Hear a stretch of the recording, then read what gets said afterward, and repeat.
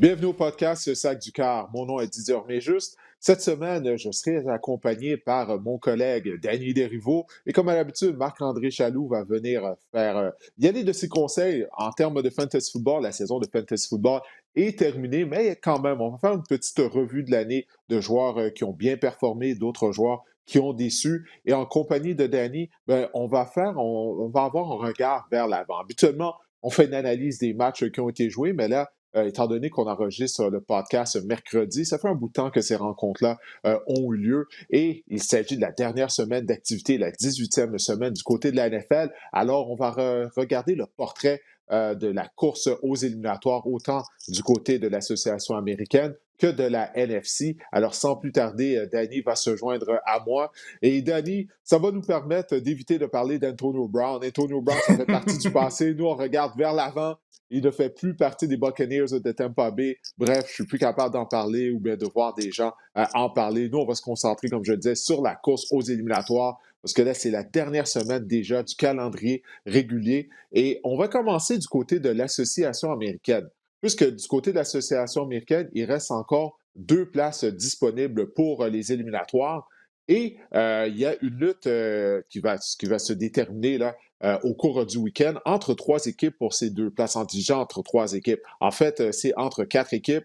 Les Steelers, les Raiders, les Chargers et les Colts se battent pour les 6e et 7e positions. Alors, les Steelers de Pittsburgh, eux, ils vont affronter les Ravens de Baltimore. Les Ravens, il semble qu'ils sont encore une fois privés des services de Lamar Jackson. Alors, les Ravens, j'ai oublié de les mentionner, mais bon, ils ont toujours des chances de participer aux éliminatoires. Ils ont fait 8 victoires, 8 défaites.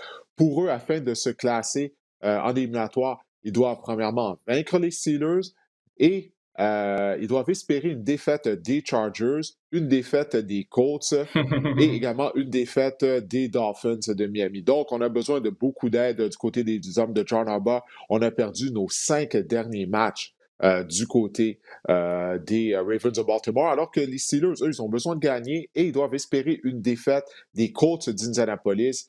Et la rencontre entre Las Vegas et Los Angeles doit pas terminer en match nul. Alors, c'est ce que ça prend pour que les Steelers participent aux éliminatoires. Euh, Écoute, justement, parlons là, du duel Steelers-Ravens qui va avoir lieu au cours du week-end. Comment tu anticipes cette rencontre? Bon, regarde, encore une fois, comme je disais, Tyler Huntley devra obtenir le départ au poste de quart. Du côté des Steelers, ça a été une belle soirée lundi soir, le dernier match de Ben Roethlisberger au Heinz Field. Mais en termes de performance de Roethlisberger, ça n'avait vraiment pas été fameux. Oui, puis on a 2 équipes, oui, on en parle parce que sont mathématiquement encore éligibles à potentiellement participer aux éliminatoires, mais 2 équipes qu'on est un peu surpris de voir là, qui sont encore en liste parce qu'on voit ces équipes-là semaine après semaine, puis on voit, en tout cas de mon point de vue, c'est pas des équipes de calibre des éliminatoires. Du côté de Baltimore, ils jouent sans Lamar Jackson depuis plusieurs semaines, la série de défaites. Défensivement, il reste plus personne sur le terrain pour s'aligner, pour jouer convenablement en défensive, puis de voir que cette équipe-là a encore une chance, mais comme tu l'as si bien décrit avant, là, ça va prendre une série de circonstances là, pour que ces équipes-là aient une chance de participer aux éliminatoires. Puis la même chose du côté des Steelers, tu les vois performer, tu as vu comment ils ont joué contre Cleveland, puis tu te dis, c'est loin d'être une équipe des éliminatoires qui a encore une chance de participer aux éliminatoires. Donc, tu sais, c'est un match qu'on surveille parce que mathématiquement, il y a des chances, mais d'après moi, on va le surveiller très rapidement. Puis même si toutes les choses qui devraient arriver arrivent pour que ces équipes-là participent aux éliminatoires, je ne suis pas certain que c'est des équipes qui vont aller loin en série. Ouais, non, je suis d'accord avec toi. Là. Les Steelers, bon, ils ont leur défense contre la course qui est la pire de la NFL. Et Ben Roethlisberger, ses statistiques contre les Browns, 24 en 46 pour 123 verges. Danny, il a complété 24 passes pour 123 verges seulement. Imagine-toi, ça, c'est une moyenne de 2,7 verges par passe tentée. C'est du jamais vu. Dans l'histoire de la NFL, jamais un carrière a tenté autant de passes durant une rencontre pour si peu de verges. Et puis Roethlisberger, il allait juste de courtes passes. Alors, comme tu l'as dit, les Steelers ne sont pas une équipe pour gagner un match éliminatoire. Là. Sérieusement, puis même s'ils vont même se qualifier, ça reste à voir, mais je suis entièrement d'accord avec toi. C'est pas une équipe qui va faire un bout de chemin. Puis les Ravens, j'ai expliqué les scénarios, tout ce que ça va prendre pour qu'ils participent aux éliminatoires. il y a fort à parier que ça ne va pas arriver. Dimanche soir, il va y avoir tout un match entre les Raiders de Las Vegas et les Chargers de Los Angeles. Les deux équipes, c'est simple, le scénario pour ces deux équipes-là. S'ils gagnent le match, ben, ils participent aux éliminatoires. Ça, c'est un match que j'ai vraiment hâte de voir. Je suis impressionné par les Raiders, leur force de caractère. On sait tout ce qui est passé durant la saison. Si j'ai 5 à mettre, là, un petit 5 un petit 10 sur la rencontre entre les Raiders et les Chargers, je vais y aller avec les Chargers en raison du fait que ben, Los Angeles, c'est une équipe le plus talentueuse, puis je crois en Justin Herbert. Toi, si tu avais une prédiction, si tu avais à choisir là, entre les deux équipes afin de se qualifier pour les éliminatoires, quelle équipe que tu choisirais entre les Raiders et les Chargers? Ben, j'irais aussi avec les Chargers. Je pense que les Chargers, ils ont eu leur wake-up call il y a une couple de semaines contre Houston. Mais moi, qu'est-ce que je trouve le plus ironique dans tout ça, c'est qu'on a deux équipes qui sont dans un match, tu gagnes, tu rentres, mais ils se sont donné ces opportunités-là à cause de deux raisons totalement différentes. T'sais, on a les Raiders qui sont en mode survie en dépit de tout ce qui s'est passé à l'extérieur du terrain, avec les entraîneurs, les joueurs qu'on a perdus. Puis on a de l'autre côté, on a les Chargers qui sont responsables de leur propre situation, qui ne devraient pas être dans une situation en fin de saison où est-ce qu'ils doivent remporter un match pour faire une place en série, mais à cause de ce qu'ils ont fait sur le terrain, leur manque d'opportunisme, leur manque de performance à des moments clés, avec tout le talent qu'il y a sur le terrain, ils se mettent dans une situation où ils sont au dernier match de l'année, dimanche soir, puis ils sont obligés de remporter un match pour se tailler une place dans la série. Avec l'ironie là, de pourquoi ces deux équipes-là s'affrontent pour le dernier ticket pour se rendre aux éliminatoires est quand même incroyable dans les circonstances. Ouais, écoute, les Chargers, s'ils ne participent pas aux éliminatoires, ils vont juste avoir eux à blâmer. Puis comme ça m'a mentionné, ils n'auront pas à regarder bien loin. Là. La défaite d'il y a 2 semaines contre les Texans de Houston, ça, c'est tout à fait inacceptable. On a subi une raclée contre les Texans. Ce n'est pas un match qu'on avait perdu de justesse. Mais écoute, je continue de croire aux Chargers, même s'ils m'ont brûlé à quelques reprises au cours de la saison. Comme je l'ai dit, en raison de leur talent, ils sont en santé également. Là. Mike Williams est revenu au jeu. Austin Eckler également est revenu au jeu. Alors, j'ose croire qu'ils vont être en mesure de vaincre les Raiders. Les Raiders, la ligne défensive joue très bien. Zay Jones et Hunter Renfrow, là, depuis un mois, ils contribuent beaucoup plus du côté de l'attaque en raison, bon, bien sûr, du départ de Henry Ruggs et de la blessure à Darren Waller. Est-ce qu'on peut maintenir la cadence? On a encore eu un joueur là, qui a été arrêté pour avoir été ivre au volant. Un demi-défensif partant, là, notre troisième demi-coin du côté de la défense des Raiders. Comme ça, on n'a pas appris notre leçon. Donc, ça, c'est une autre tuile. Peut-être ça va être la goutte qui fait déborder le vase, mais les Chargers sont plus talentueux. Alors, moi, j'y vais avec les Chargers. Les Colts d'Indianapolis sont toujours pas assurés d'une place en éliminatoire. Écoute, après avoir commencé la saison régulière avec aucune victoire et 3 défaites, c'est vraiment un exploit là, d'avoir des chances de participer aux éliminatoires lors de la dernière semaine d'activité. Ils seront à Jacksonville contre les pauvres Jaguars qui ont accordé quoi, une cinquantaine de points aux Patriots. Mon Dieu, que c'était pas beau. Écoute, pour Indianapolis, c'est simple. Scénario le plus simple, il y a deux autres scénarios, mais le plus simple, s'ils gagnent, ils participent aux éliminatoires. Ils vont jouer contre les Jaguars. Je peux pas croire qu'ils vont échapper ce match-là, Danny. Ben, je suis d'accord avec toi, Didier. D'après moi, Jacksonville est déjà en mode 2022. On est déjà en mode interview du prochain entraîneur. Je pense que on constate par la performance de la semaine dernière contre les Patriots que cette équipe-là a déjà fait ses bagages puis est déjà en mode l'année prochaine. Donc, je serais très surpris de voir Indianapolis échapper ce match-là. Même si, on sait tous là, du côté d'Indianapolis, pour moi, la clé, c'est vraiment Carson Wentz. Quel niveau de performance il va offrir.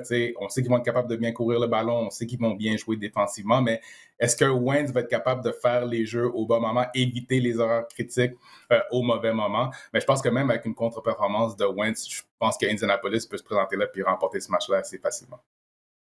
Oui, en théorie, la seule chose, ça serait bien de voir Wentz bien terminer la saison régulière Tout à fait pour nécessaire. les Colts d'Indianapolis, parce que la semaine dernière, là, contre les Raiders, écoute, ça a été lamentable, sa performance. Il a commencé le match 1 en 8, complété une seulement de ses 9 premières passes, de ses 8 premières passes tentées. Et il y a plusieurs de ses passes qui auraient pu être interceptées, mais je ne veux pas être trop dur à son endroit parce qu'il ne faut pas oublier qu'il était sur la liste de la COVID. Donc, il a testé positif pour la COVID-19.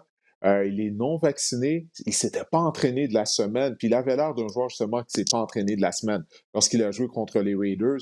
Donc, je ne veux pas trop être dur en son endroit, mais il a besoin de connaître un bon match, même si c'est juste contre Jacksonville, juste pour sa confiance, puis pour la confiance de ses coéquipiers également. Mais il n'y a aucun doute que si les Colts participent aux éliminatoires, il va être la clé de cette équipe-là parce qu'on va le mettre au défi de nous battre. Mhm. C'est certain qu'on Mhm. va tout faire du côté des défenses adverses afin de ralentir Jonathan Taylor. Parlant de Jonathan Taylor, qui est le meilleur demi à l'attaque de la NFL cette année, mais il y a un petit astérix, ça, parce que Derrick Henry, bien sûr, il est blessé à un pied depuis plusieurs semaines.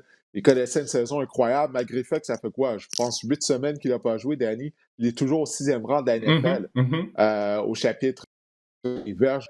Les Titans du Tennessee, eux, ils ne sont pas encore assurés du premier rang du côté de l'américaine. Ils sont en première position et Derrick Henry a repris l'entraînement. Il devrait reprendre l'entraînement, plutôt, je devrais dire, cette semaine. C'est ce que j'ai vu sur Twitter par une reporter qui couvre les activités quotidiennes des Titans du Tennessee. Alors, pour les Titans, ben, ils vont être à Houston contre les Texans et le scénario est simple. S'ils gagnent contre les Texans, ils seront la première tête de série du côté de l'américaine. Et surtout, ils vont avoir la semaine de congé. Donc, ça va donner une semaine de plus à Derrick Henry pour effectuer un retour au jeu. Dis-moi, qu'est-ce que tu penses des Titans du Tennessee? Bon, j'imagine que tu t'attends à une victoire contre les Texans de Houston. Quoique c'est une équipe de section, des fois, on ne sait jamais. Là, on a des mauvaises surprises à ce niveau-là.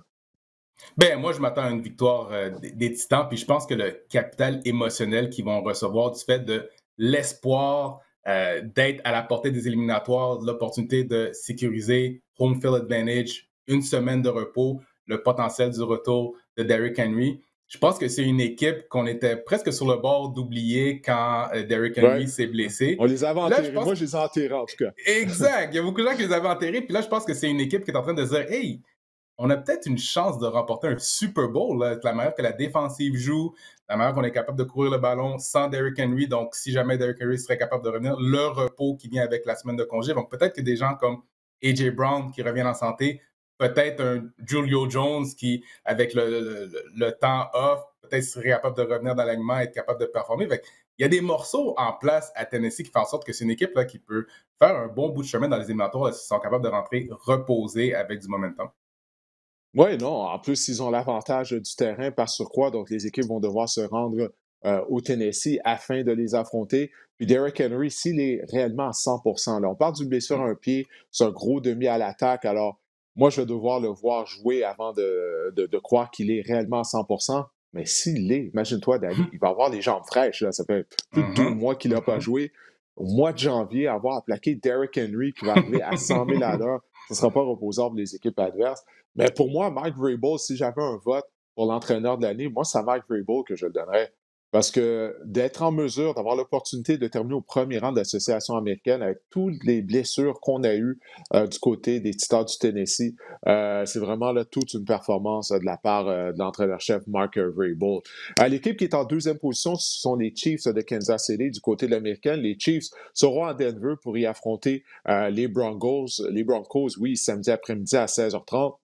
Les Chiefs ont toujours des chances de terminer au premier rang de l'association américaine et d'avoir l'avantage du terrain. Mais pour que ça arrive, bien, premièrement, ils doivent vaincre les Broncos de Denver et ils doivent espérer une défaite des Titans du Tennessee. Bon, si les Chiefs ont un match nul et les Titans perdent, les Chiefs termineront au premier rang, mais le scénario du match nul est peu probable. Kansas City a perdu contre les Bengals la semaine dernière. Justement, qu'est-ce que tu as pensé de la performance de Kansas City? En attaque, on a marqué 28 points en première demi et seulement 3 lors de la deuxième demi.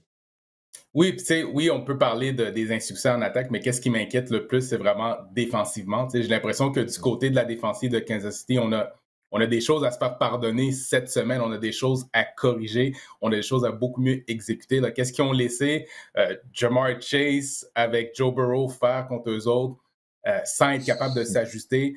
Pour moi, ça me fait vraiment lever le sourcil. Là, puis c'était une défensive qui performait très bien dans les dernières semaines. Tu sais, oui, il y avait une série de victoires, mais ça se faisait à cause de la défensive qui était étanche, qui jouait du très bon football. Donc, est-ce qu'ils vont être capables de corriger qu'est-ce qu'ils ont mis sur vidéo puis sortir une bonne performance défensive? Parce que je me dis, l'offensive des Chiefs va très fort probablement être capable de toujours performer, faire des points, donner une chance à cette attaque-là, cette équipe-là de remporter des matchs. Mais est-ce que c'est la défensive qui peut redevenir celle qu'elle a été durant la série de victoires?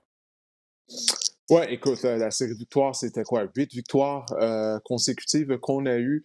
On a trébuché contre les Bengals de Cincinnati. Je ne vais pas m'emporter avec ça du côté de l'unité défensive qui avait été dominante au cours de cette séquence victorieuse. Mais ouais, la performance du coordinateur Steve Spagnuolo de s'être jamais ajusté, comme tu l'as dit, de ne jamais doubler Jamar Chase, qui les a brûlés pour 11 réceptions et seulement 266 verges. Seulement, Euh, oui. Écoute, je regardais le match en compagnie de Jasmin Leroux qu'on faisait le Red Zone.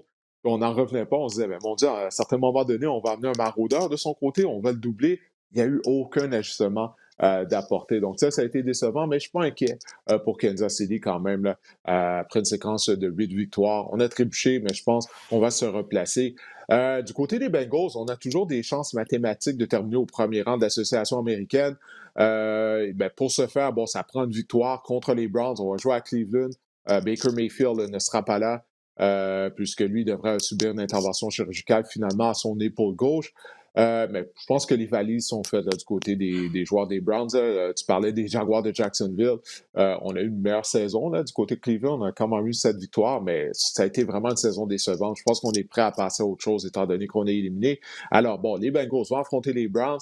Pour que Cincinnati termine au premier rang de l'américaine, ça leur prend une victoire, une défaite des Titans, une défaite des Chiefs et une défaite des Patriots de la Nouvelle-Angleterre. Donc, c'est peu probable que les Bengals se terminent au premier rang. Mais est-ce que tu crois que les Bengals sont une équipe qui peut faire un bout de chemin là, en éliminatoire? On sait à quel point leur attaque est puissante. Et puis leur défense, toi, d'une semaine à l'autre, je ne sais pas à quoi m'attendre. Même la semaine dernière, première demi, on accorde 28 points à Kansas City. Puis en deuxième demi, on apporte des ajustements, on joue très bien, puis on en a juste accordé 3. Ben, moi, je pense que oui, parce que c'est en dépit des hauts et des bas de la défensive et même l'offensive par moment, tous les éléments sont là offensivement et défensivement. Tu sais, on parle beaucoup de l'attaque à Cincinnati, mais il y a quand même des très bons morceaux défensivement. Le front défensif, il est dominant, donc ils ont des bons demi-défensifs, donc ils sont capables. Donc, tu sais, en éliminatoire, des fois, c'est pas une question d'avoir été constant toute l'année, c'est juste to get it right au Mhm. bon moment, puis d'aligner des bonnes performances. Puis pour faire ça, il faut que les éléments soient présents. Donc, moi, je me dis, qu'est-ce qui m'inquiète avec les Bengals, c'est pas s'ils sont capables, s'ils ont le potentiel sur les joueurs pour le faire, c'est plus psychologiquement. Est-ce qu'ils sont trop jeunes? Parce que là, c'est arrivé vite. Là, ils sont passés Mm. d'une équipe qui était absente des éliminatoires, puis là, ils sont menés par plein de jeunes joueurs, jeunes entraîneurs. Puis, est-ce que c'est arrivé trop vite pour eux autres? Est-ce qu'ils vont être capables de profiter de l'opportunité d'être une bonne équipe avec un bon alignement puis faire un bout de chemin, ou ça va être trop pour eux autres, trop tôt dans leur maturité de championnat pour cette équipe-là. Fait que c'est plus ça qui m'inquiète parce que pour moi, du côté des Bengals, tout est là.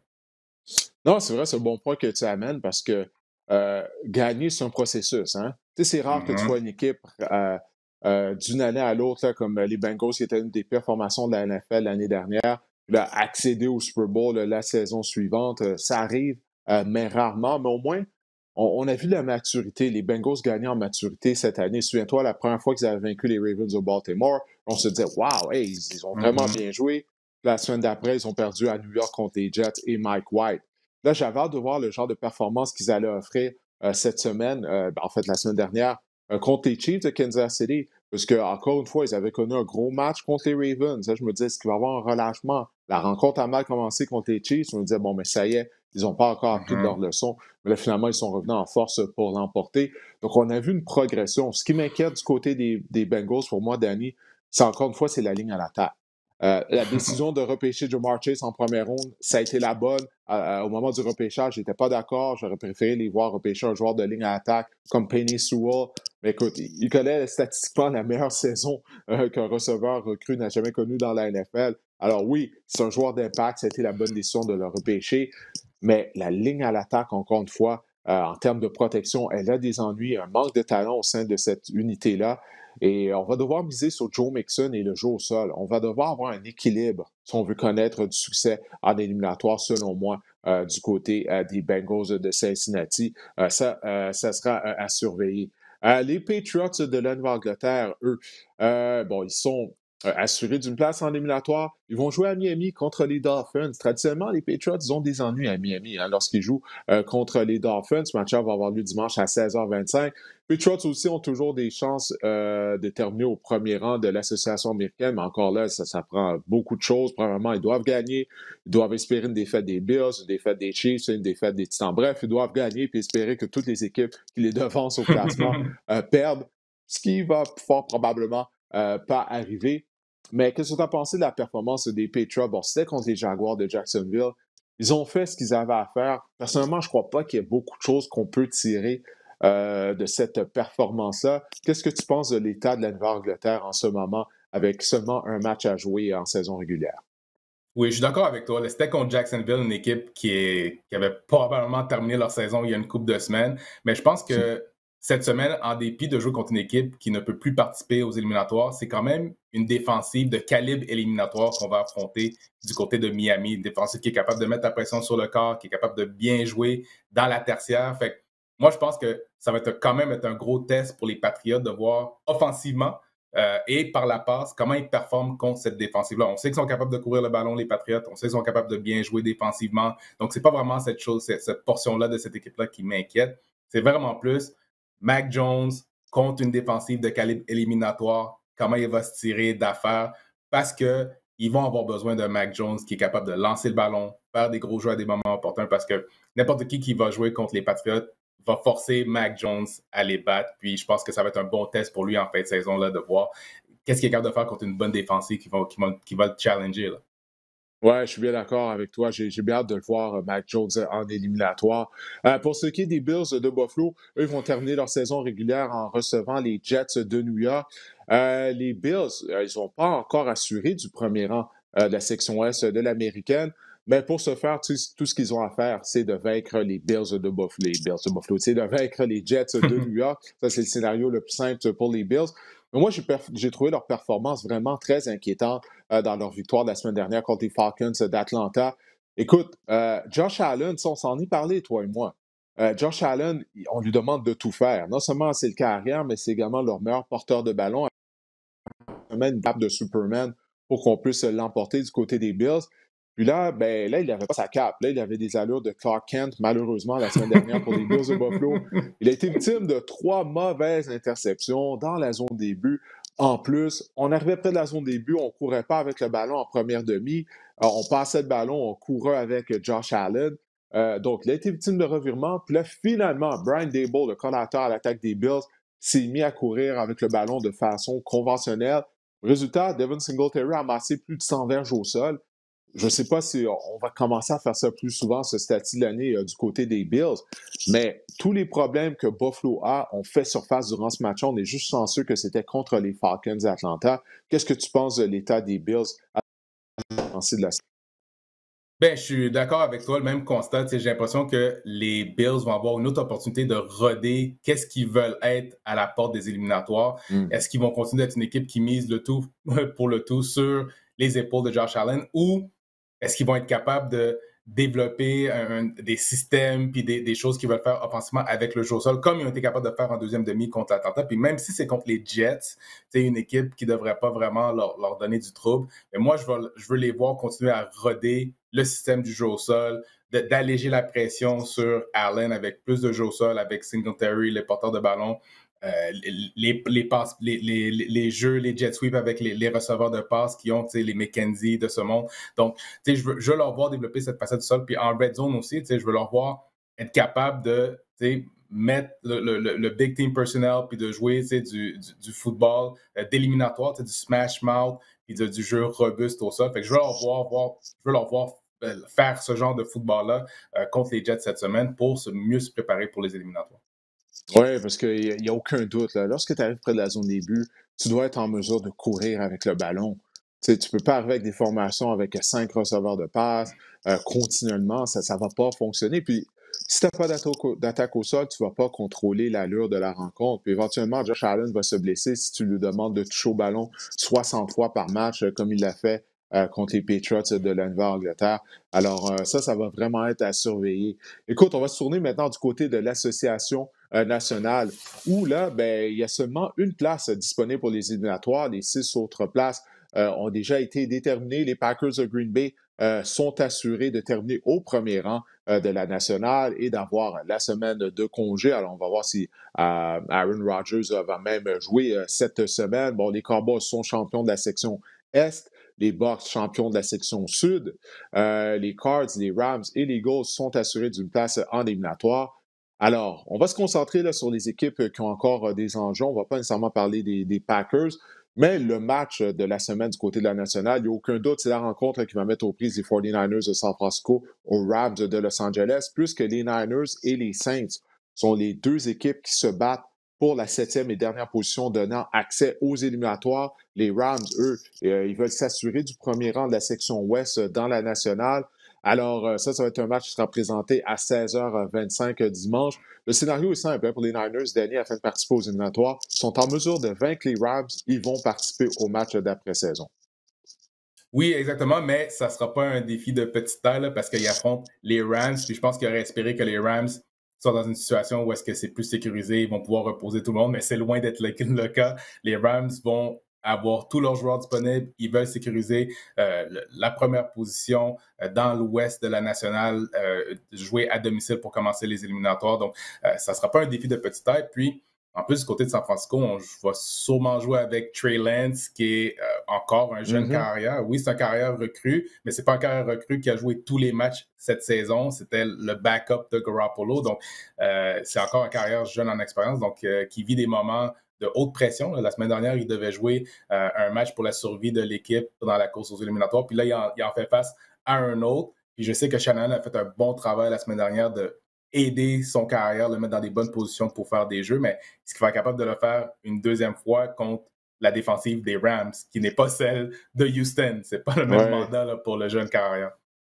Oui, parce que sa première demi, là, c'était proche d'être. Elle était proche d'être désastreuse, parce que, comme tu l'as dit, on jouait juste contre Houston, puis il avait beaucoup d'ennuis. Il a mieux joué en deuxième demi, il a complété des belles passes, mais moi, je suis toujours pas convaincu que Trey Lance va être un carrière de concession. Mais là, juste pour se concentrer pour un match contre la défense des Rams, Aaron Donald et compagnie, Von Miller, je pense que ça va être difficile pour le jeune carrière des 49ers. Ça ouvre la porte pour les Saints de la Nouvelle-Orléans. Les Saints, avec leur fiche de 8 victoires et 8 défaites, le scénario est simple. Ils vont affronter les Falcons. S'ils battent les Falcons et que justement les 49ers perdent contre les Rams, eh bien, ce sont les Saints qui vont détenir la 7e et dernière position qui donne accès aux éliminatoires. Quel est ton compte-rendu de la Nouvelle-Orléans? Pas beaucoup d'attaques, pas beaucoup de punch en attaque du côté des Saints. Pour moi, la semaine dernière, Taysom Hill était de retour au jeu.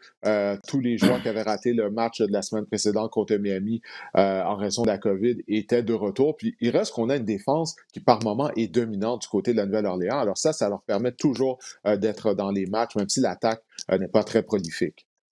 Oui, pour la Nouvelle-Orléans, le mandat il est quand même simple. Et une chance qu'on joue contre les Falcons d'Atlanta, qu'on a vu allouer plusieurs verges avec le jeu au sol contre Buffalo la semaine dernière. Puis ça serait plusieurs verges en presque une demi de football. Donc, Nouvelle-Orléans va arriver dans ce match-là puis va courir le ballon du début jusqu'à la fin, que ce soit avec Taysom Hill, Kamara. Ça va pas y aller par la passe. Fait que je pense que le fait de jouer contre Atlanta, ça joue dans les forces de la Nouvelle-Orléans. Puis comme tu le décris, là, la Nouvelle-Orléans a une défensive incroyable.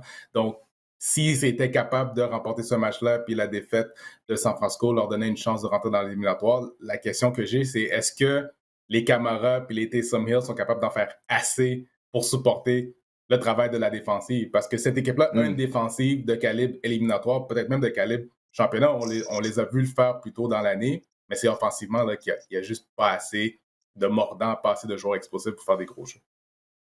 Oui, écoute, on va se tourner maintenant du côté des Cardinals de l'Arizona, qui, eux, afin de terminer au premier rang de la section ouest de la nationale, eh bien, ils vont devoir vaincre les Seahawks de Seattle et espérer une défaite des Rams de Los Angeles contre les 49ers. Donc, ça prend ces deux choses-là pour que les Rams terminent au premier rang et donc qu'ils accueillent un match éliminatoire lors du premier tour. Les Cards se sont présentés à Dallas avec une séquence de 3 défaites. Les Cowboys, tout au long de la semaine, on disait « Wow, regarde-moi l'attaque des Cowboys, elle a marqué une cinquantaine de points contre l'équipe d'entraînement de Washington, parce qu'il y avait tellement de cas de COVID du côté de Washington la semaine dernière. » Puis, Je pense pas qu'il y a beaucoup de gens qui pensaient que les Cards allaient être en mesure de gagner ce match-up. Puis, écoute, ça a été vraiment une excellente performance de leur part. Kyler Murray a fait des jeux avec ses jambes, ce qu'il n'a pas fait lors de la deuxième moitié de la saison. Alors, toi, est-ce que tu crois que les Cards se sont replacés et qu'ils seront en mesure de vaincre les Seahawks pour maintenir leur chance de terminer au premier rang de la section? Ben moi, je pense que c'est sûr que les Cards, c'est une meilleure équipe que les Seahawks. Puis je pense que la victoire de la semaine dernière contre les Cowboys leur a donné le momentum puis la confiance nécessaire, au moins pour battre les Seahawks de Seattle. Mais tu sais, reste à voir quel genre d'équipe va rentrer dans les éliminatoires. Est-ce qu'on va voir l'équipe qui a battu les Cowboys, qui a bien joué défensivement, qui a empêché les Cowboys d'être explosifs, qui a empêché la défensive des Cowboys de créer des revirements puis d'être agressif sur le carrière, ou bien on va voir l'équipe qui avait perdu plusieurs matchs de suite, puis qui était, il y a quelques semaines ou quelques mois, là, qui était à la tête de la nationale, puis on pensait que c'était presque une garantie qui allait jouer à domicile, puis qui allait peut-être avoir un bye week, puis finalement, on s'entraînait de se battre pour jouer potentiellement un match à domicile en éliminatoire. Donc, j'ai hâte de voir quel genre d'équipe qu'on va voir, parce que c'est une autre équipe où est-ce qu'il y a des éléments qui sont présents, même s'ils n'ont pas de Andrew Hopkins, là, il y a quand même des très bons joueurs là, offensivement et défensivement dans cette équipe-là. Ouais, je suis bien d'accord avec toi. Écoute, bon, j'avais dit qu'on n'avait pas parlé d'Antonio Brown, mais je veux quand même qu'on parle des Buccaneers de Tampa Bay, parce que, bon, comme je l'ai dit, eux sont assurés de terminer au premier rang de la section sud de la nationale. Aujourd'hui, on se concentre plus sur les équipes pour qui là, leur classement final n'est pas déjà déterminé. Mais on a beaucoup parlé d'Antonio Brown, OK, depuis dimanche, mais une chose que les gens n'ont pas mentionné, du moins dans les médias, c'est que ça a tout pris pour que les champions en titre du Super Bowl soient en mesure de vaincre les Jets de New York. Ça a pris une remontée spectaculaire, une séquence là, incroyable de Tom Brady, la passe de toucher qu'il a complétée pour donner les devants aux Buccaneers. C'était une passe parfaite. Écoute, c'était contre les Jets, une des pires équipes de la NFL. Les Jets ont amassé 150 verges au sol, Danny, contre la défense des Bucs qui habituellement est impénétrable par la voie terrestre. Est-ce que tu t'inquiètes pour les Buccaneers de Tampa Bay? Parce que c'est vraiment pas la même formation qui a gagné le Super Bowl, là. Moi, je suis inquiet. Puis avec Hmm. la série de blessures qu'il y a eu dans les dernières semaines à la position de receveur, à la position de porteur de ballon, la performance contre les Jets. Et moi, j'avais retenu des séquences où est-ce que non seulement les Jets ont réussi à courir le ballon contre Tampa Bay, mais ils sont allés d'une manière robuste. Ils ont dominé physiquement. Puis c'est pas le genre de choses que tu veux mettre sur vidéo à l'entrée des éliminatoires quand c'est supposé être une de tes forces, ton identité défensive là, de jouer le football robuste avec le front défensif qu'on connaît qui a à Tampa Bay. Donc, oui, c'est quelque chose qui m'inquiète. Puis, c'est de tirer de l'arrière 24-10 contre les Jets quand toi, tu es une équipe des éliminatoires et puis tu joues contre une équipe qui va probablement repêcher dans le top 3 l'année prochaine. C'est pas le genre de performance que tu veux mettre sur vidéo à la porte des éliminatoires. Donc, moi, j'ai l'impression que Tampa Bay, puis en plus, on ne veut pas parler d'Antonio Brown, mais Antonio Brown était dans l'alignement à cause des problèmes de blessure. Donc, moi, j'ai l'impression que, Ouais. ultimement, Tampa Bay va souffrir d'un manque de ressources offensives. Le système de jeu que Tampa Bay veut jouer, c'est plusieurs éléments offensifs à qui Tom Brady peut distribuer le ballon, mais je pense qu'on va en manquer assez de bons pour être capable d'aller loin en éliminatoire cette année. Oui, surtout que la défense, tout au long de la saison, elle a été décevante. Elle n'a pas été dominante comme elle l'avait été lors des matchs éliminatoires, parce que souvent on l'oublie. C'est la défense qui a transporté les Bucks lors des matchs éliminatoires. Souviens-toi, on avait fait la vie dure à Drew Brees au Superdome. Ensuite de ça, on avait créé des revirements contre Aaron Rodgers et les Packers. Bien sûr, la performance lors du match du Super Bowl, où est-ce qu'on a pourchassé, on a appliqué une pression constante sur Patrick Mahomes. Mais l'autre élément qui passe sous le radar, c'est le jeu au sol, la perte de Leonard Fournette. Leonard Fournette, qui connaissait toute une saison, finalement, il jouait avec constance, semaine après semaine, il offrait de bonnes performances. Ronald Jones n'est pas un aussi bon coureur que Leonard Fournette. Keyshawn Vaughn, bon, oui, il est rapide et tout, mais il avait été un choix de troisième ronde il y a quelques années, puis il n'a jamais atteint son potentiel. Alors, la perte de Leonard Fournette également fait très mal. Donc, c'est pour ça que je dis, pour toutes les raisons que tu as mentionnées, puis qu'est-ce que je viens de dire, on est loin d'avoir la même équipe du côté des Buccaneers de Tampa Bay qu'on avait la saison dernière. Il ne faut pas oublier, l'année dernière, bon, on était allé sur la route, au Lambeau Field, à la Nouvelle-Orléans, puis il n'y avait pas de spectateurs dans les stades. Donc, il n'y avait pas de bruit, c'était plus facile. Mm-hmm. Là, cette année, Là, on va terminer au premier rang de la section. Notre premier match éliminatoire va être à domicile, mais après ça, fort probablement, on va voir comment les éliminatoires vont se dérouler. On va peut-être devoir aller sur des terrains adverses avec la foule hostile, parce qu'aux États-Unis, c'est plein de capacité dans les stades, ça c'est un autre sujet. Mais c'est ça, donc ça ne sera pas aussi facile, entre guillemets, que cela a été l'année dernière. Alors ça va être à surveiller, mais moi aussi, comme toi, je suis très inquiet du côté des Buccaneers de Tampa Bay. En plus, je les avais choisis pour aller au Super Bowl contre les Bills. Donc, on va voir, mais on dirait que ma prédiction du mois d'août ne va pas se réaliser. Bon, ben écoute, Ouais. Danny, hey, on a réussi, on a fait le tour. On a parlé de tous les scénarios en vue de la 18e et dernière semaine d'activité, de tous les scénarios éliminatoires. On a bien hâte de voir là, dimanche soir quelles seront les équipes qui vont combler les dernières positions disponibles. Bien sûr, comme à l'habitude, on va voir un dimanche rempli sur les ondes de RDS avec des matchs à 13h, 16h. Le match en soirée mettant aux prises les Raiders aux Chargers, qui sera un match éliminatoire, tout simplement. Le gagnant va accéder aux éliminatoires et l'autre, ben, va devoir retourner chez lui. Toi, tu seras en compagnie de Andréane Barbeau à NFL Extra. Alors que moi, durant la journée, bien, je serai en compagnie de Jasmin Leroux au NFL Red Zone pour la dernière fois de cette saison 2021-2022. Alors, on va être très occupés. Il ne faut pas oublier, oui, il y a 2 matchs cette semaine, samedi en plus. Hein? Tu vois, j'oubliais ça. Cette semaine, les retours à des rencontres samedi. Alors, on va avoir un week-end chargé sur les ondes de RDS. On espère que vous allez être à l'écoute.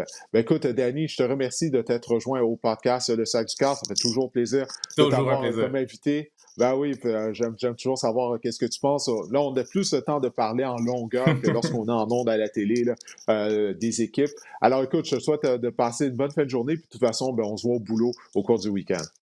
Yes, sir. Merci, Didier. Attention à toi. Alors, le moment maintenant est venu de se tourner sur le fantasy football. Marc-André, la saison du fantasy football, elle est terminée. La semaine dernière, c'était les matchs de championnat.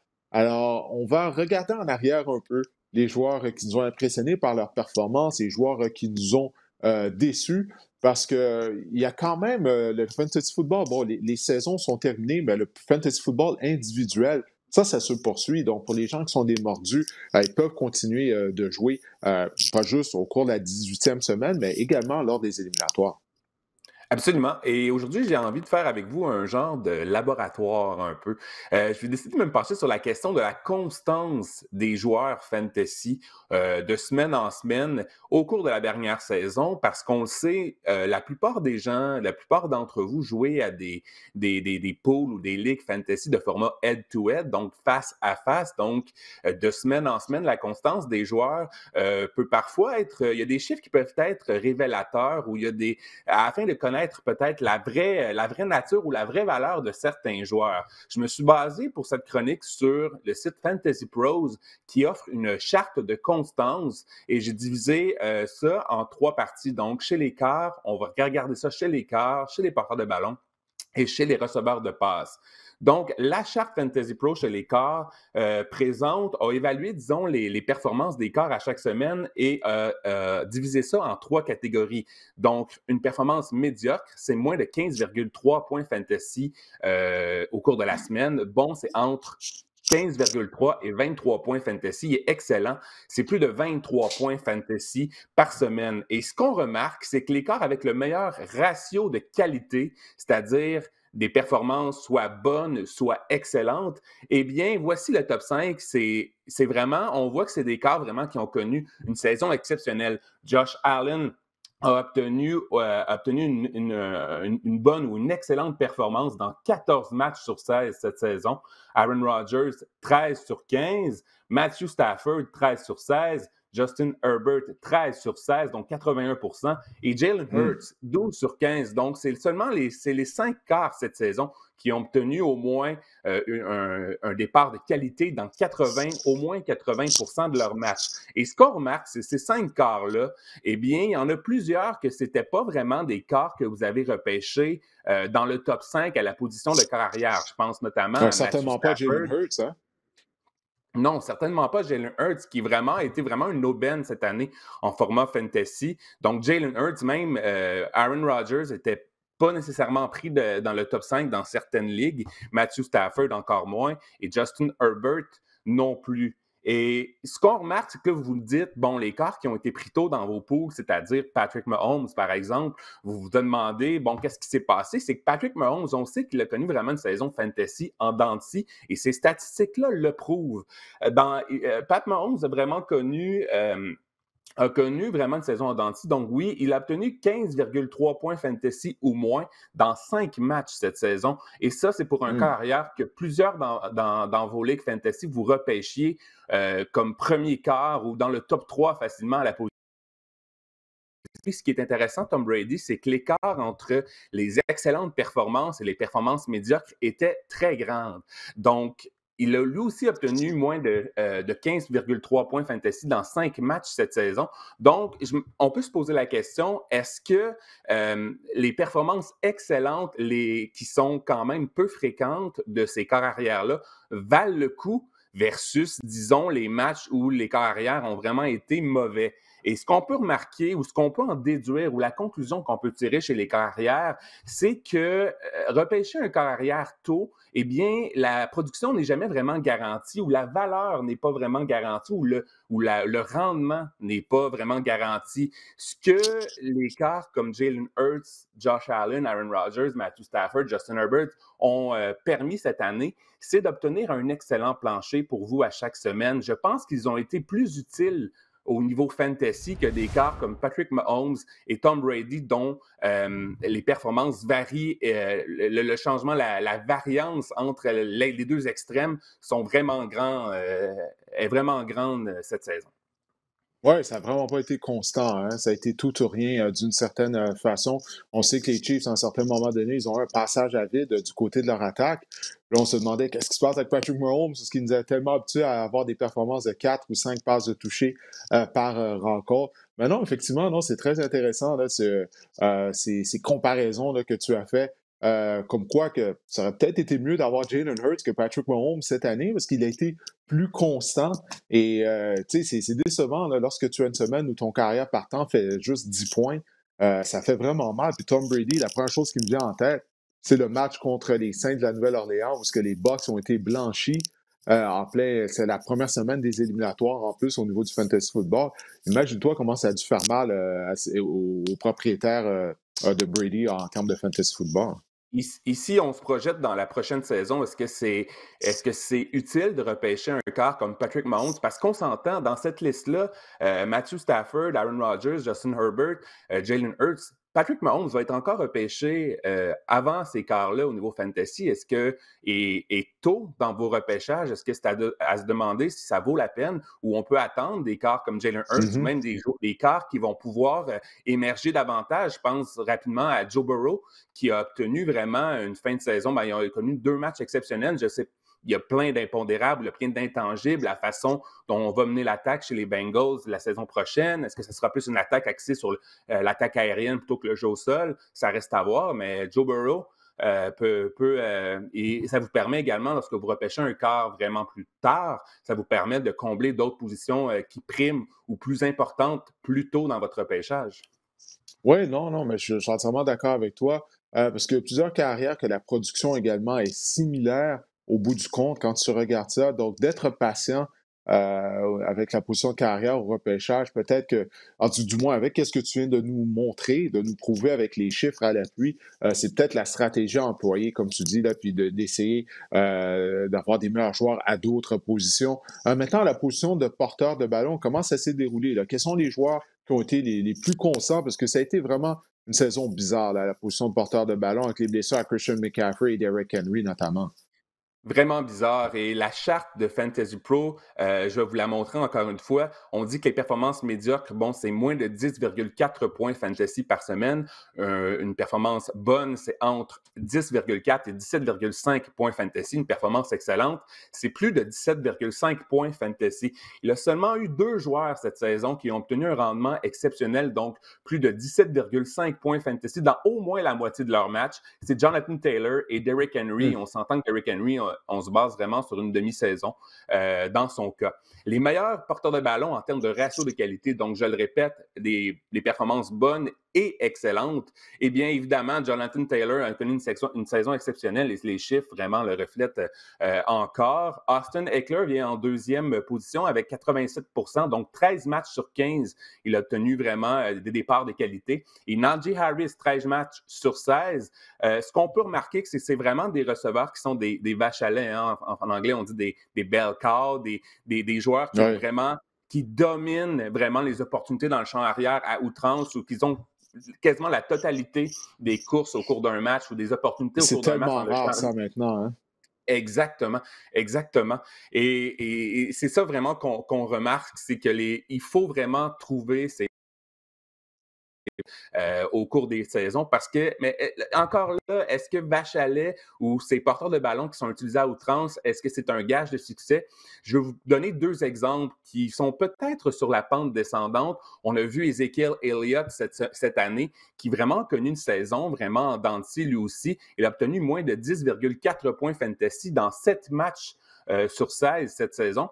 Il y a eu vraiment l'émergence de Tony Pollard, mais c'est vraiment surtout aussi le fait qu'Ezekiel Elliott, parfois également, je trouvais personnellement qu'il sauvait un peu ses semaines fantasy avec des touchés. Et Saquon Barkley, 10 matchs de moins de 10,4 points fantasy sur 13. Donc, c'est vraiment... On se questionne vraiment sur la part fantasy ou l'avenir fantasy de Saquon Barkley. Il a tellement été avec raison aussi. par les blessures.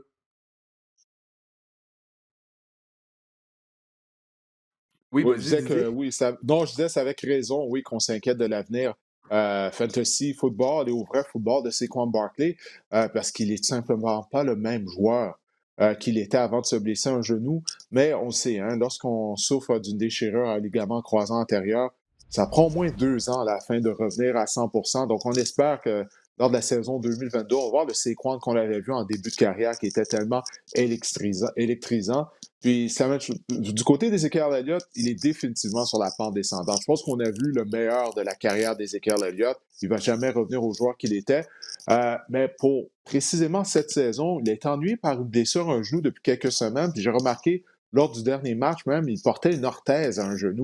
Donc, ça va vraiment pas en s'améliorant de son côté. Mais même pour l'année prochaine, Ezekiel Elliott, je mettrais une croix sur lui en tant que demi à l'attaque numéro 1 en termes de fantasy football. Je garde espoir que Saquon peut relancer sa carrière toutefois. Et ce sont deux porteurs de ballon, qu'on repêchait dans le top 10 à la position cette année. Et je veux peut-être terminer en vous parlant des duos, des comités qui ne font vraiment pas bon ménage en fantasy. C'est un peu comme les agents de bord de Sunwing et un party privé en ce moment dans un avion. Je vais vous parler de 3 duos qui ont attiré mon attention, c'est-à-dire Aaron Jones et AJ Dillon pour débuter. Aaron Jones a obtenu plus de 17,5 points fantasy seulement 2 fois cette saison et on s'entend qu'Aaron Jones, vous l'avez repêché dans le top 10, voire dans le top 8 à la position. Et c'est même chose pour AJ Dillon, donc ça limite les opportunités, c'est frustrant. Même chose pour Melvin Gordon et Javonte Williams qui se sont mutuellement ennuis cette année. Ils ont obtenu moins de 10,4 points fantasy, près de 70% du temps et chacun a obtenu seulement 5 matchs de plus de 10,4 points fantasy. Même chose du côté de Damien Harris et Ramondre Stevenson. On était les premiers à s'en parler d'idées en disant que Ramondre Stevenson est vraiment un porteur de ballon dynamique, qui a un potentiel incroyable, mais le fait que de jouer avec Damien Harris, ça limite vraiment sa production fantasy. Les deux ont obtenu seulement 2 matchs de plus de 17 points fantasy. Donc, ce qu'on peut retenir, c'est que les comités, c'est vraiment pas pratique en fantasy, et on s'enligne vraiment, la NFL s'enligne là-dessus de plus en plus sur des comités. Donc, je reviens à mon argument de départ. C'est vraiment important dans l'avenir de trouver, de chercher ces vaches à lait-là parce que c'est payant et il faut être attentif parce que les vaches à lait, c'est ça qui est vraiment de l'or au niveau des porteurs de ballon en fantasy. Ouais, puis les propriétaires de Damien Harris, imagine-toi comment ça a dû être frustrant la semaine dernière. Semaine de finale fantasy. Il affronte les Jaguars de Jacksonville. Tu te dis, bon, ben ça y est, il va sûrement au moins gagner 80 verges au sol, 1-2 touchés. Là, c'est Ramondre Stevenson qui a été le plus utilisé, qui a été le plus productif. Alors ça représente bien la frustration que les propriétaires peuvent avoir face à ces comités de demi à l'attaque. C'est bon au vrai football, ça te permet d'avoir 2 porteurs de ballon qui ont des jambes fraîches. Pour le fantasy football, là, c'est vraiment un cauchemar d'essayer de savoir qui faire jouer à toutes les semaines. Du côté des receveurs de passe, quels sont les receveurs qui ont été les plus constants? Il y en a un, je suis même pas obligé là, que tu me le dis. Je suis certain que Cooper Kupp, il va être là. Il a été incroyable pendant toute la saison.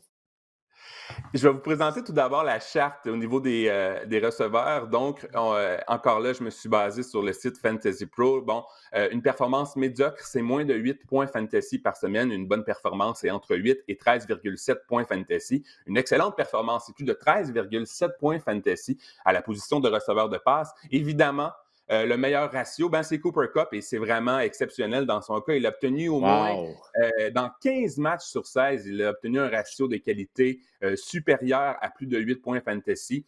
Et en deuxième position, c'est Deebo Samuel.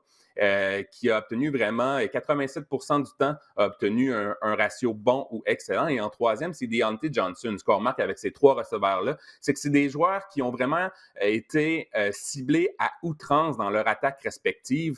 Et c'est des joueurs qu'on n'a pas repêchés encore là tôt dans vos repêchages parce que c'est des joueurs, spécialement Cooper Kupp et Deebo Samuel, c'est des joueurs qui avaient tendance dans les années antérieures à être souvent blessés, donc qui ont vraiment peut-être glissé dans vos poules. Et Deontay Johnson, ce n'est pas vraiment un choix dans les 2-3 premières rondes non plus. Donc, c'est intéressant à voir à quel point des receveurs qui sont impliqués dans des attaques, c'est vraiment ça la clé. En anglais, ce qu'on dit, c'est toujours vérifier le terme, les targets, hein? les fois que vous êtes ciblé dans l'attaque. C'est ça qui prime. Et les joueurs avec des targets vraiment hauts cette saison, c'est eux qui ont vraiment été, qui ont obtenu le meilleur ratio de qualité. Évidemment, il y a des receveurs vraiment élites qu'on se demande qu'est-ce qui s'est passé cette saison.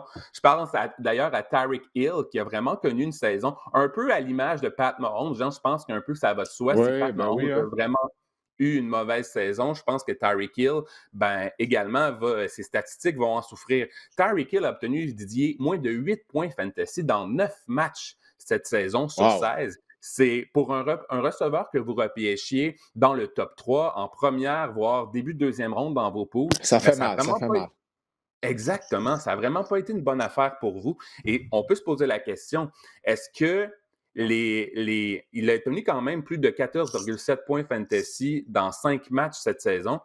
Et on peut se poser la question, est-ce que le plancher d'un Deontay Johnson qui vous offre une production, disons, garantie à chaque semaine est plus, disons, la valeur est-elle plus grande qu'un Tyreek Hill qui est vraiment encore là aux extrêmes, qui pour 5 matchs exceptionnels vous a offert quand même 9 matchs vraiment très, très, très ordinaires, ou qui vous a peut-être coûté une semaine lors de 9 matchs pour vous en faire gagner lors de 5. Donc, c'est vraiment une question qu'on peut se poser pour l'année prochaine. Oui, non, ça, tu as entièrement raison là-dessus. Et quels sont, dis-moi, là, chez les receveurs de passe, ceux justement là, qui n'ont pas bien performé, là, tu viens de nous parler de Tyreek Hill, mais quels sont ceux là, qui ont été, s'il y en a d'autres là, qui ont été inconstants? J'ai essayé de répertorier des receveurs de passe à qui ou soit qui étaient repêchés tôt dans vos fantasy, ou soit qu'on trouvait que c'était peut-être des sleepers ou des breakouts, là, des joueurs qui allaient éclore cette saison, puis que ça n'a pas vraiment été le cas finalement. Je pense notamment je vous présente 5 receveurs qui ont obtenu moins de 8 points fantasy dans plus de la moitié de leurs matchs.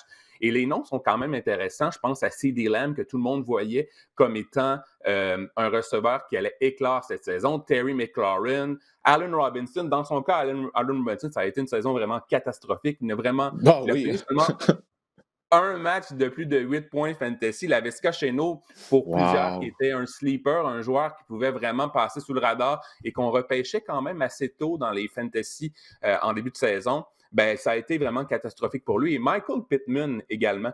Il n'a pas connu vraiment une grosse saison. Et ce qu'on remarque de ces noms, c'est que deux choses. C'est que pour certains, ça a été le jeu du corps arrière qui les a affectés. On pense à Allen Robinson, Terry McLaurin, Laviska Shenault. Et pour certains qui ont obtenu quand même, tu sais, CeeDee Lamb est attaché à Dak Prescott. Ce qu'on remarque, c'est les opportunités. Je reviens au target. CeeDee Lamb n'est pas un joueur qui a été régulièrement ciblé à outrance à chaque match dans l'attaque des Cowboys. Donc, et Michael Pittman, c'est la même chose. On parle de peut-être 3, 4, 5 catch ou 5, 6, ciblés 5, 6 fois dans un match. Donc, comparé à Cooper Kupp ou à des Deebo Samuel qui ont été ciblés plus de 10 fois par match. Donc, ces joueurs-là ont eu moins d'occasions de se faire valoir dans leur attaque respective. Donc, et évidemment, plusieurs joueurs également comme Deebo ou Cooper Kupp dans son cas, ça a été vraiment atteindre la zone début qui a été la clé pour lui. Cooper Kupp a une quinzaine de touchés cette saison. C'est assez exceptionnel dans son cas. Donc, je voulais vraiment mettre en lumière des joueurs parfois qu'on pense qui ont vraiment... c'est vraiment... mon point ici que je veux amener, c'est vraiment les targets, comme je vous dis en anglais. Être ciblé dans l'attaque, ça prime sur bien des choses au niveau à la position de receveur en fantasy. Non, tu as entièrement raison. Du côté de CeeDee Lamb en particulier, c'est qu'il y a beaucoup de bouches à nourrir du côté de l'attaque des Cowboys. Pour Dak Prescott, on a plusieurs bons receveurs de passe, même la position d'ailier rapproché avec Dalton Schultz, qui est un joueur quand même productif. Alors, c'est ça, ça peut être frustrant d'être propriétaire de CeeDee Lamb, surtout qu'il mise sur un des meilleurs carrières de la NFL. Mais là, bon, avec la blessure à Michael Gallup, peut-être qu'il va être ciblé davantage. Mais là, malheureusement, la saison de Fantasy Football est terminée, mais pour le Fantasy Football individuel, ça va se poursuivre durant les éliminatoires. Alors, peut-être garder un œil là-dessus. En tout cas, Marc-André, je ne sais pas combien de temps ça t'a pris là, afin de trouver toutes ces statistiques-là, mais écoute, ça a valu la peine. C'est vraiment très intéressant. As-tu apprécié beaucoup mon d'informations. Pardon? Oui, j'ai grandement apprécié ton cours. Oui, j'ai écouté attentivement. Puis j'espère les gens qui nous regardent ou écoutent l'ont apprécié tout autant parce que vraiment, là, c'était. Ça amenait à des questionnements là, en vue du repêchage l'année prochaine, l'été prochain, qu'on va repêcher nos équipes de Fantasy Football. Ce sont des points intéressants qu'on se doit de prendre en considération. Ben écoute, je te remercie énormément. On a fait le tour. Alors, on remercie également les gens qui nous regardent via YouTube ou via le site web du rds.ca et les gens, bien sûr, qui téléchargent le podcast à toutes les semaines. On espère que cet épisode du podcast Sac du Cœur vous a plu et on se reparle la semaine prochaine.